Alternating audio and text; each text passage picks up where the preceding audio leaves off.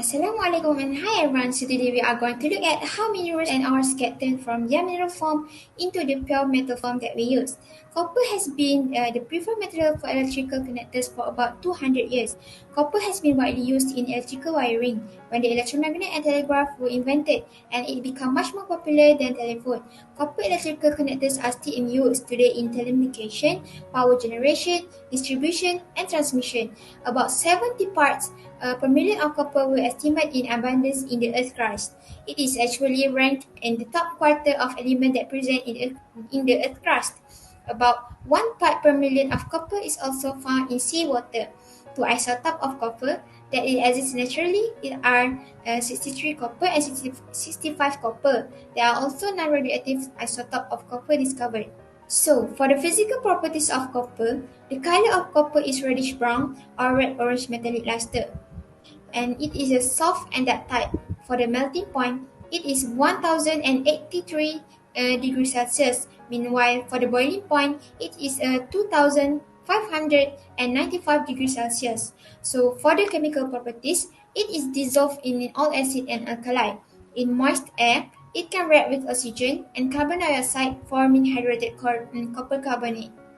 So now we are going to look at how we get copper. So the first one is extracting copper from its ore. So the initial condition of the ore detected the method that is applied for the copper extraction.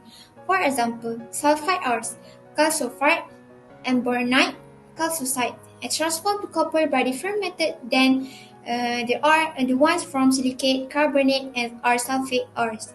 Besides, copper can be extracted from calcified. Calcified that is known as copper ferrites and other sulfide ores are the common ores of copper. These ores usually contain low percentage of copper that need to be concentrated by, for example, froth flotation, that is a separation of hydrophobic materials from hydrophilic ones before refining. We also can undergo purification of copper. From this method, copper metal that is extracted from sulfide ores using the previous method is impure. The sulfur that remains in the extraction products as bubbles of sulfur dioxide. Hence, the number blister copper is first rate. After that, the impure copper is cast into anodes for refining using electrolysis method. The next one is electrolytic refining. Purification of copper using electrolysis produces copper of high purity. The electrolyte used in copper 2 sulfate solution. The impure copper was set as the anode. For the cathode, a strip of highly pure copper is used. Last but not least is extracting copper from other ores. It was extracted in 3 separate stages. The first one is reaction with dilute acid. Second is by concentration of the copper to sulfate solution by solvent extraction, and the last one is electrolysis of new solution. Assalamualaikum and hello everyone. So, copper is a good electric conductor because, first of all, copper is a metal that made up of copper atoms and closely packed together. Copper has 29 of electrons and it's filled up until the 4th orbital. Their electronic configuration is 1s2, 2s2, 2p6, 3s2, 3p6, 3d10 and 4s1. Therefore, it has one valence electron at the 4th orbital. So, each atom of copper will lose one electron and become a positive ion. This makes a copper as a lattice of positive copper ion with free delocalized electron between them. This abundance of delocalized electrons can move freely through the metal and increase its conductivity. They are also known as conduction electrons because they help copper to be a good electric conductor and heat. Plus, copper also have a small ionization energy compared to other metals like aluminium. This means only small energy needed to remove electron from the valence shell and makes the electron easier to move from one atom to another atom in the conductor. This causes the electric currents to flow more freely. But SHAREENA, how about the resistancy?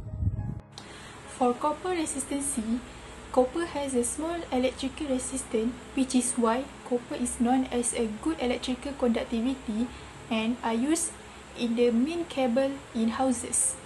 When an electric current flows through all the metals, they still have some resistance.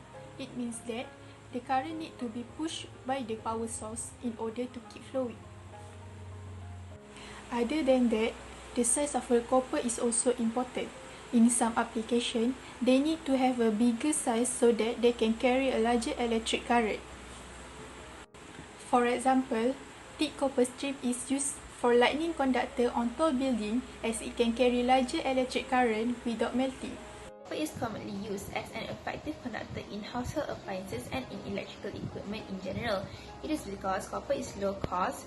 Most wires are copper-plated. You will often find electromagnetic coils normally wrapped with copper wire. Copper is also used in microelectronic conductors, electric circuit, and microprocessor because of its high conductivity and low resistance towards Joule-Hilting.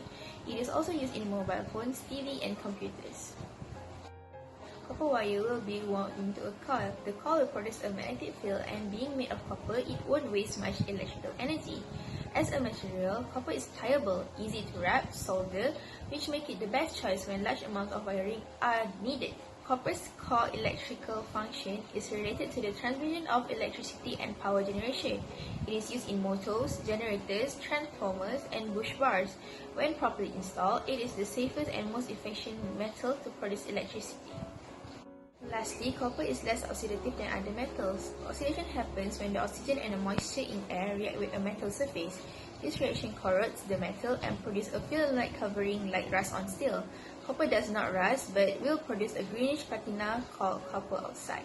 Unlike rust, however, this covering actually protects the metal from further corrosion and doesn't interfere with copper's conductivity. Hence why copper is the most used metal for electrical wires. Copper is used in electrical generators and motors for electrical wiring and in electrical goods such as radios and TVs.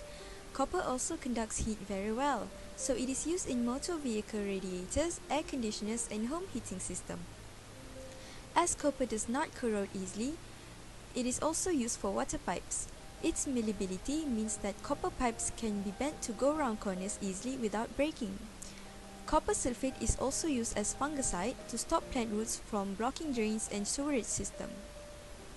Copper is also used for making coins and scientific instruments as well as in decorative applications.